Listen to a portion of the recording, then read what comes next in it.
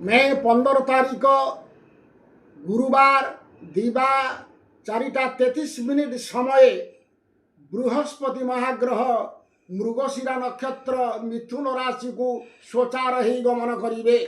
ଏହି ସମୟରେ 5ଟି ରାଶିକୁ ଶୁଭ ଫଳ ପ୍ରଦାନ କରିବେ, ଅନ୍ୟ ରାଶି ପ୍ରତି ଅଶୁଭ ଫଳ ପ୍ରଦାନ କରିବେ। ବୃଷ, ସିଂହ, ତୁଳା, ଧନୁ, କୁମ୍ଭ ରାଶି ପ୍ରତି ଅତୀବ ଶୁଭ ଫଳ ପ୍ରଦାନ କରିବେ ବୃହସ୍ପତି ମହାଗ୍ରହ। ଅନ୍ୟ ରାଶି ପ୍ରତି ଅଶୁଭ ଫଳ ପ୍ରଦାନ କରିବେ। ଏହି ଅଶୁଭ ଫଳ ପ୍ରଦାନ କରିଲେ ତାଙ୍କୁ ଶାନ୍ତି କରିବା ପାଇଁ କିଛି ହଳଦିଆ ବସ୍ତ୍ର, ହଳଦୀ ଏବଂ ହଳଦିଆ ଫୁଲ, ସୁବର୍ଣ୍ଣ ବ୍ରାହ୍ମଣଙ୍କୁ ଦାନ କରିଲେ ବୃହସ୍ପତି ମହାଗ୍ରହ ଶାନ୍ତି ଶୁଭ ଫଳ ପ୍ରଦାନ କରିବେ।